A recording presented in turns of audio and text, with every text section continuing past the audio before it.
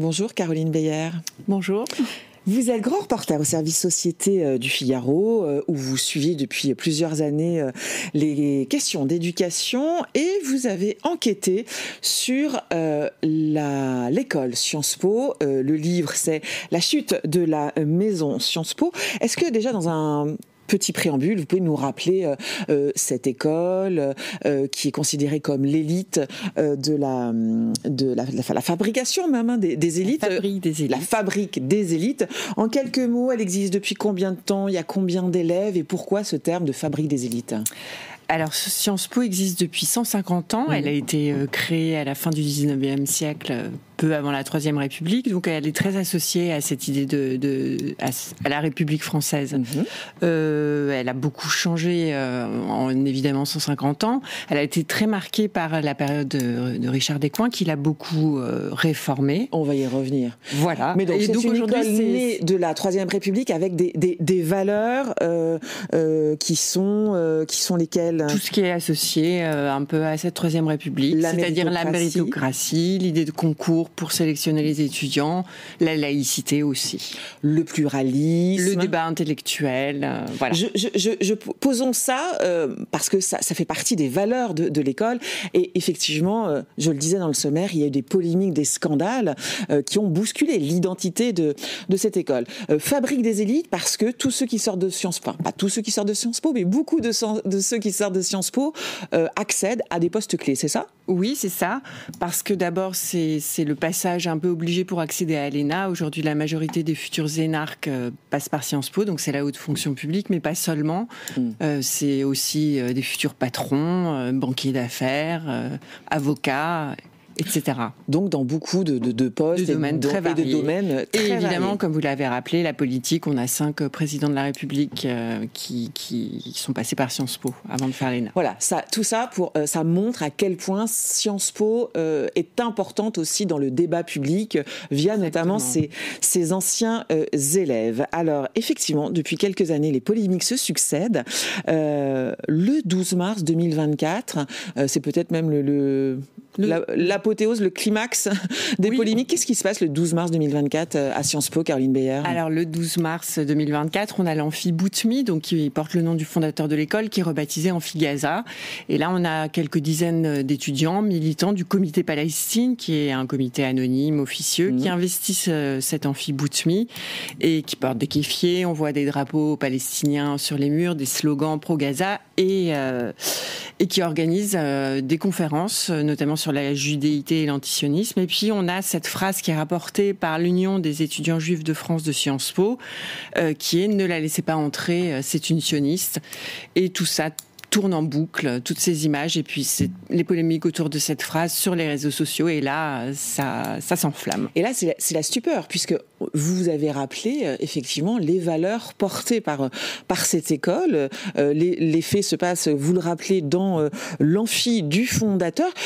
Qu'est-ce qui s'est passé, Caroline Beyer, pour qu'on en arrive là, dans ce lieu dans cette école qui est censée être ouverte au pluralisme, au débat d'idées? Eh bien, écoutez, en fait, il y a plusieurs crises qui sont successives, et puis à la fois, il y a plusieurs dimensions. Déjà, on a une grosse crise de gouvernance, des crises de gouvernance répétées. Il se trouve qu'au moment de l'amphi Gaza, le directeur de l'époque, Mathias Vichra, démissionne, donc il laisse l'école sans tête. Et puis, on a une montée de l'extrême gauche radicale chez les étudiants, chez les enseignants-chercheurs aussi, qui adoptent ce nouveau mode d'action qui va un peu contre les partis traditionnels, les syndicats traditionnels, et donc que ce comité Palestine représente finalement, puisqu'ils sont masqués, anonymes, et ils mènent des actions coup de poing. C'est un changement de sociologie des élèves, vous diriez, du corps enseignant qui mène à ça? Alors, sociologie des élèves, elle a évolué, puisqu'on sait, Sciences Po s'est ouverte socialement. Depuis Richard Descoings, on a la discrimination positive qui a été mise en place. Pour autant, ça reste une école dont l'essentiel, 70% des élèves viennent des catégories sociales favorisées. Alors c'est vrai que le recrutement a changé, on recrute moins à Paris, dans les grands lycées parisiens publics et privés. Il n'y a plus que 22% des étudiants qui viennent de l'Île-de-France. Donc oui, il y a un changement sociologique, mais qui n'est pas non plus fondamental. Ça reste quand même essentiellement des gens qui viennent de la bourgeoisie. Et quels sont les critères justement pour postuler, pour rentrer dans cette école aujourd'hui ? Alors aujourd'hui, on est un peu au milieu du gué puisqu'il y a eu une suppression du concours d'entrée, donc qui a fait aussi beaucoup polémique. Donc depuis 2021, il n'y a plus d'épreuves écrites. On recrute sur dossier. On laisse visiblement une grande place à l'engagement associatif, militant. Donc plutôt à des, comment dirais-je, pas des valeurs, mais des mérites subjectifs, c'est ça ? Alors, ça dépend de ce qu'on entend par mérite, puisque on a, nous, dans l'idée, le mérite républicain tel qu'il a été instauré en France. Après, il y a une redéfinition du mérite qui, justement, dirait qu'on ne prend pas simplement en compte l'excellence, mais aussi le niveau socio-économique des parents, l'environnement, le capital culturel, les activités extrascolaires. Et tout ça, en fait... l'idée de mérite se dilue finalement. Et d'ailleurs, à Sciences Po, on en est arrivé à faire le constat, y compris de l'école, que la sélection était devenue opaque et que les critères finalement n'étaient pas suffisamment transparents et manquaient d'objectivité. Donc on est revenu pour cette année on va en fait se fixer sur quelque chose qui est un peu un impondérable, qui est la note obtenue au bac de français, qui comptera pour 60%, là où il comptait auparavant pour 7 à 8%. Alors vous avez évoqué le nom de Richard Descoings.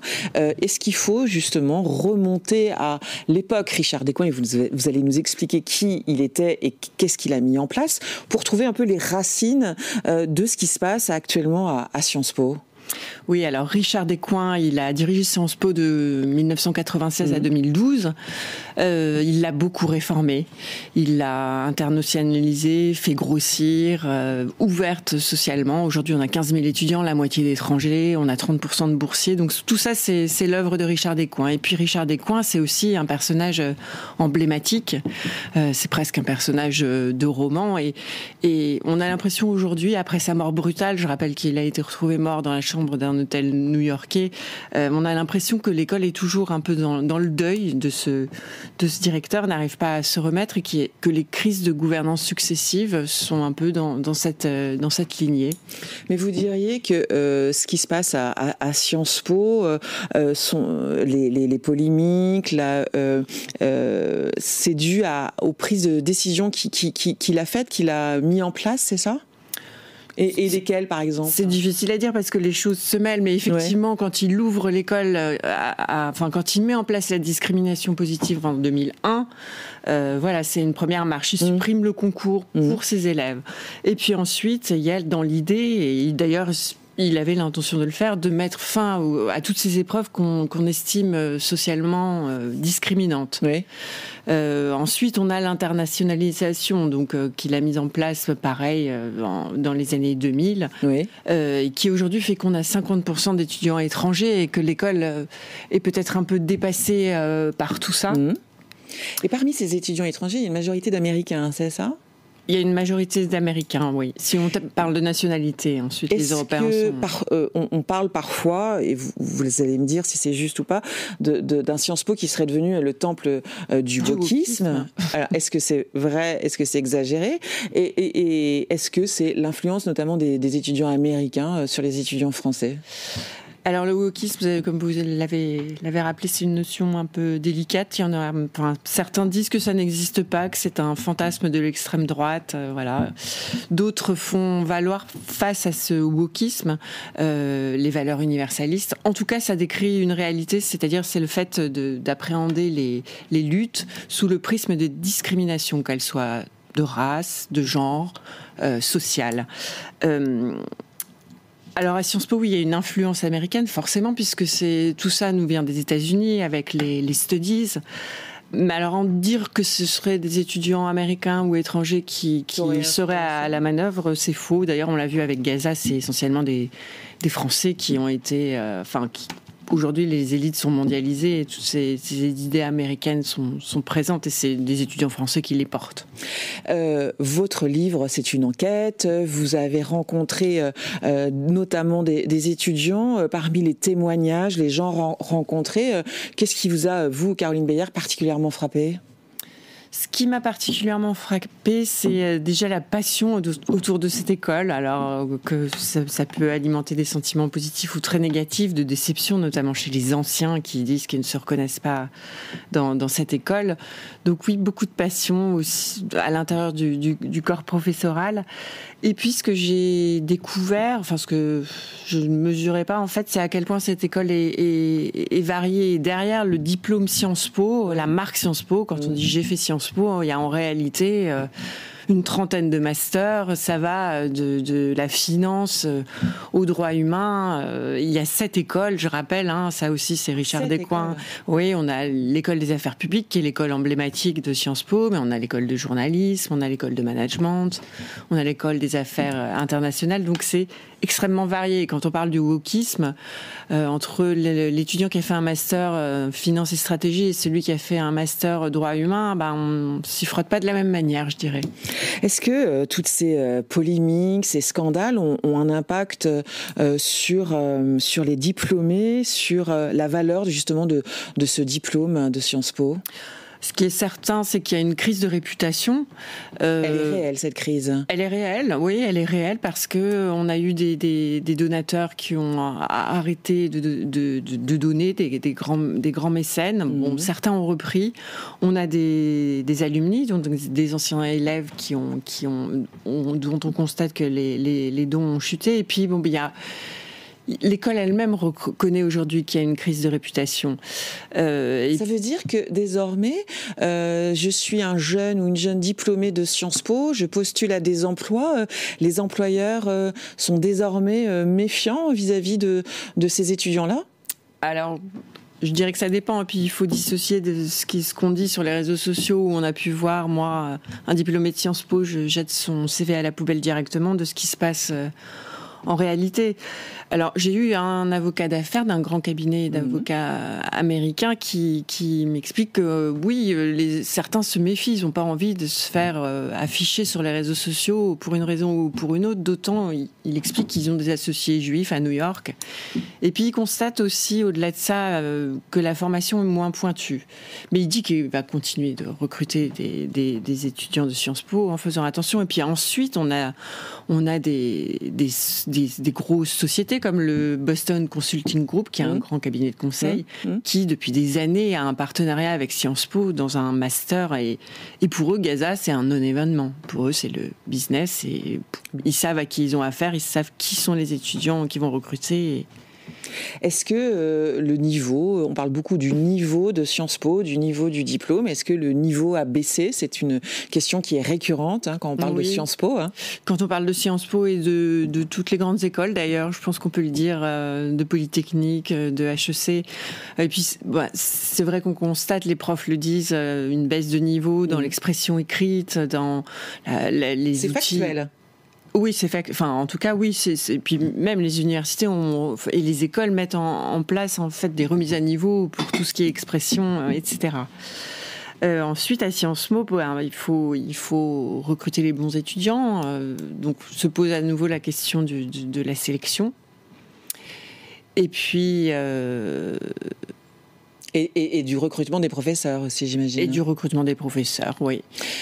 Vous avez évoqué tout à l'heure le fait que désormais, et c'est souvent une polémique, il y a un reproche fait à Sciences Po, que Sciences Po sélectionne assez peu désormais les élèves des établissements privés, notamment parisiens. C'est le cas, ça ? Oui, ça a été, le nombre d'élèves venant de Henri IV, Louis le Grand, et puis pour le privé, Stanislas et Franklin, un établissement jésuite du 16e, ils ont constaté depuis la suppression du concours qu'il y avait moins d'étudiants de chez eux qui étaient pris. C'est un peu logique parce que Sciences Po est rentré sur la plateforme Parcoursup, ça lui a donné beaucoup de visibilité, on a eu beaucoup plus de candidats, donc mécaniquement plus de gens qui postulent, puis il y a une volonté de diversité sociale. Oui. Toujours est-il que ça a instauré un peu dans ces établissements et dans ces milieux bourgeois l'idée qu'il y avait un malus, alors est-il réel ou pas, à l'élitisme et au privé. Et ce qui est un peu paradoxal et schizophrénique, puisque cette population, c'est quand même, ça reste, cette bourgeoisie, reste le cœur de cible de Sciences Po. Parmi les scandales, il y a eu celui de l'affaire Olivier Duhamel. Olivier Duhamel était à la gouvernance, c'est ça, de Sciences Po. Il a été accusé d'inceste. Ça a eu un impact important, ça aussi, cette histoire sur l'école. Oui, ça a été. Il y a encore des traces de cette histoire. Je pense que oui, il y en a encore, en tout cas, on l'a en tête. Parce qu'Olivier Duhamel, donc, qui était président de la Fondation nationale des sciences politiques, c'est l'un des 2 organes de direction de Sciences Po, était une figure de l'école, un grand constitutionnaliste, un homme d'influence, de réseau, très connu dans le milieu politico-médiatique et donc quand il a quitté, enfin il a dû démissionner à la suite de l'ouvrage de Camille Kouchner, sa belle-fille, La Familia Grande, c'est un peu le symbole de l'omerta autour des élites, du secret qu'on protège. Et de l'entre-soi, c'est ça ? Et de l'entre-soi. Et ça a été d'autant plus fort que le directeur de l'époque, au fil de multiples rebondissements, il s'est avéré qu'il était au courant. Donc ça a apporté un discrédit sur la gouvernance et sur les futurs directeurs. Alors justement, futur directeur, depuis 2024, Sciences Po a un nouveau directeur, après cette valse des dirigeants de Sciences Po. Qu'est-ce qu'il a annoncé comme réforme ? Quelle est la volonté désormais ? Ce nouveau directeur, il s'appelle Louis Vassy. Oui. Quel est son profil ? Alors, c'est comme ses prédécesseurs, c'est un quarantenaire, énarque, mais alors c'est différent parce qu'il vient pas du privé, il vient du Quai d'Orsay. C'est un camarade de promo d'Emmanuel Macron à l'ENA, mais c'est pas un proche. C'est un fils de réfugiés uruguayens, donc il incarne la méritocratie. Et après cette affaire de l'Amphi-Gaza et des mobilisations pro-palestiniennes, il a immédiatement envoyé des signaux en expliquant ce que je disais tout à l'heure, que la procédure de sélection serait revue, avec le bac français pris en compte, et puis le retour qu'il a annoncé pour 2026 d'une sélection écrite sur un test, plutôt pas la dissertation. Et puis, il a également envoyé des signaux de retour à l'ordre en procédant à des exclusions temporaires d'étudiants agitateurs. On sait que les élèves prennent pas mal parti et ont leur mot souvent à dire sur le directeur. Cette nomination, globalement, a été plutôt bien accueillie dans cette école Sciences Po ? Pour l'heure ? Alors les étudiants et aussi les enseignants, disons qu'ils sont un peu attendus pour voir à quelle sauce ils allaient être mangés, eux qui sont habitués justement à voir les directeurs défiler. Et puis quand il a montré des signes en appelant la police, en suspendant des étudiants, en annonçant un retour de l'écrit, il a été assez rapidement accusé d'autoritarisme par des syndicats d'extrême gauche, mais aussi par certains membres certains enseignants-chercheurs qui ont même signé une pétition, donc ça va pas être forcément simple pour lui. Justement, quel est le poids des syndicats d'extrême gauche à Sciences Po ? Il est important ? Il est important, et ce qui est intéressant, c'est qu'après l'affaire des mobilisations, il y a eu des élections syndicales en septembre et que l'extrême gauche a fortement progressé. C'est un peu une validation de toutes ces actions par les étudiants. Et le syndicat modéré, lui, a perdu une voix. Vous écrivez à un moment dans votre livre où un des anciens élèves dit même en 68, les élèves gaullistes avaient le droit de s'exprimer. Et désormais, le débat est plus que très compliqué à Sciences Po.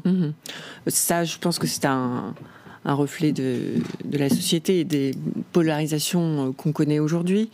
Ce qu'il faut rappeler en 68, c'est que les étudiants de Sciences Po n'étaient pas à la pointe de la mobilisation, c'est pas de grands révolutionnaires, et on peut peut-être se demander s'ils font pas leur mai 68 aujourd'hui. Votre livre est absolument passionnant, une enquête passionnante, Caroline Bayard, que je recommande. On voit à l'écran La chute de la maison Sciences Po, la crise des élites françaises. C'est aux éditions du Cerf. Vous revenez sur 20 ans de crise de l'une des écoles les plus prestigieuses de France. Merci beaucoup d'avoir été avec nous.